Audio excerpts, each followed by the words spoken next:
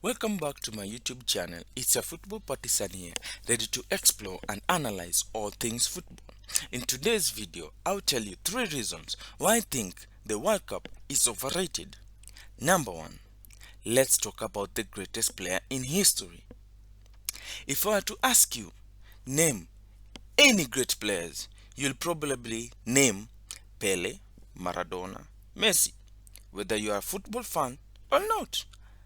But did you know there are other great players who have achieved a lot in football and fall in the same category as the likes of Messi, but barely get any recognition? Why? Just because they have not won the World Cup. Now, if you don't believe me, just Google these names: French Puskas, David Beckham, Jonino, George Best, and Samuel Eto'o, just to name a few. These are the names of players who are as good as, if not better than, the likes of Messi. Oh, wait a minute. And before I forget, another great player who doesn't get enough recognition is Cristiano Ronaldo. This guy has won everything in football, broken all sorts of records, but is still not regarded as the GOAT because he has not won the World Cup. Messi shared the same predicament before Argentina won the 2022 World Cup. Personally, this pisses me off. I don't get why a player reputation has to depend on winning the World Cup.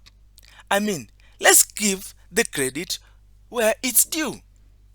It's not fair for a tournament that is held only once every 4 years to determine which player are regarded as legends.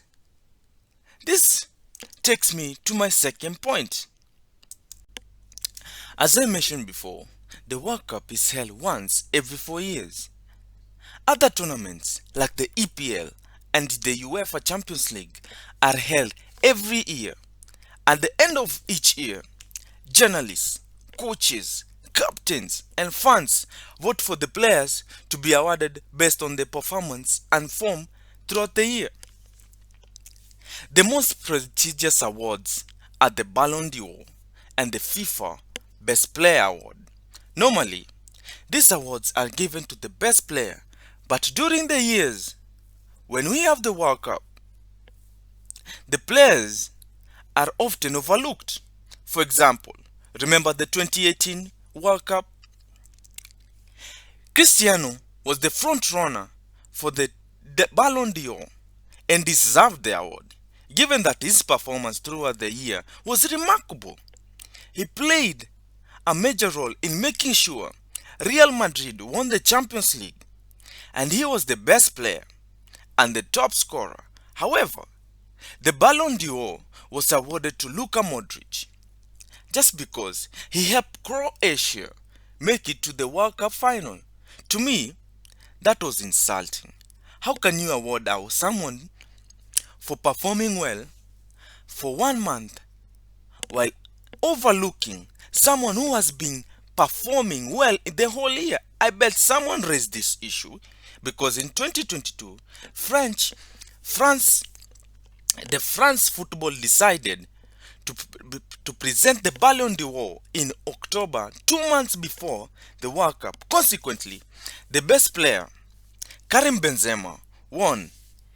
If this was presented after the World Cup, this probably Messi could have won it instead of Benzema. The FIFA Best Player Award will be presented on 27th February this year.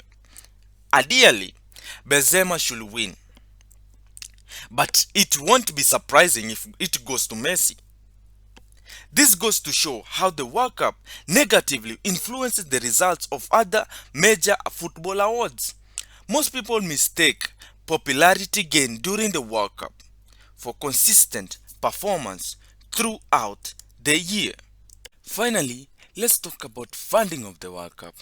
The World Cup is the most expensive tournament. Billions are spent on the World Cup. What makes it worse is the country where the World Cup is held incurs the cost. In 2010, South Africa a third world country spent 3.6 billion to host the World Cup.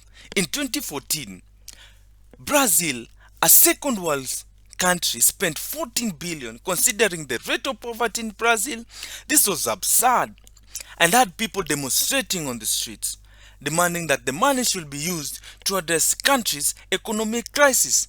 Most recently, the 2022 World Cup spent 222 billion to fund a month tournament.